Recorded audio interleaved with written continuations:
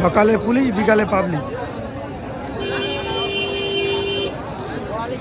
সকালে police barricade দিয়ে এদেরকে কলকাতায় যেতে নিষেধ করে, আর এখন এরা ব্যারিকেড দিয়ে পুরো ঘটপুকুর জাম করে দিয়েছে, পুরো চৌমাথা ঘটপুকুর দেখতে পাচ্ছেন।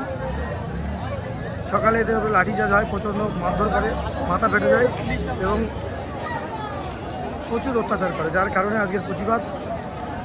দেখতেই পাচ্ছেন কী অবস্থা ঘটপুকুর বাজারে, সাধারণ পাবলিক পেরেশানের মধ্যে পড়ে গেছে। হেঁটে হেঁটে আমি নিজেও কলকাতা থেকে ফিরছিলাম, 10 কিলোমিটার হেঁটে আসতে হয়েছে, ভোজেরহাট থেকে আমাকে হেঁটে ঘটপুকুর আসতে হয়েছে, পুরো জাম। হ্যাঁ, এখানে দাবি কী দাবি মানতে হবে সেরকম একটা চিল্লাচিল্লি করছে।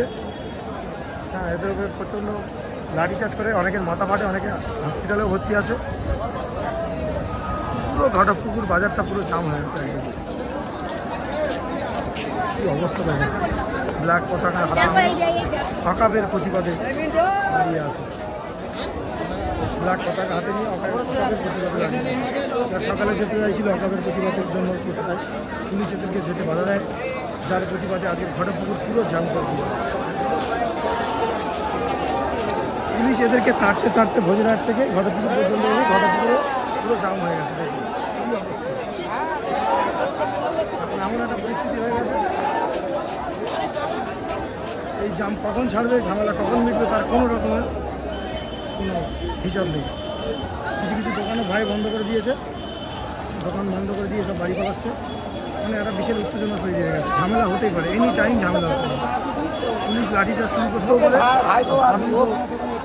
কিছু করতে পারে বলা যায় না। প্রচুর পাবলিকের সমাগম এবং পিছনে দেখতে পাচ্ছেন গাড়ি ওভারলোড হয়ে আছে, কিন্তু এরা এখনও নামেনি।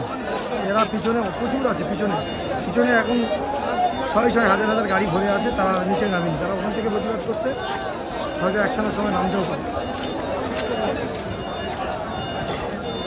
কী অবস্থা, বাসন্তী হাইওয়ে একদম ঘটপুকুর চৌমাথা পুরো ব্লক হয়ে আছে, ফুল ব্লক। সকালবেলায় শিয়ালদায় প্রতিবাদ মিছিল ছিল নর্থ টিকিট ডাকে, সেখানে যেতে বাধা দেওয়ার কারণে আজকের এই অবস্থা। একটা সাইকেল পর্যন্ত যেতে দেওয়া হচ্ছে, এটা ভাঙর রোড, এটা কলকাতা, এটা জীবনতলা, এটা সোনাখালী বাসন্তী রোড, পুরো ব্লক।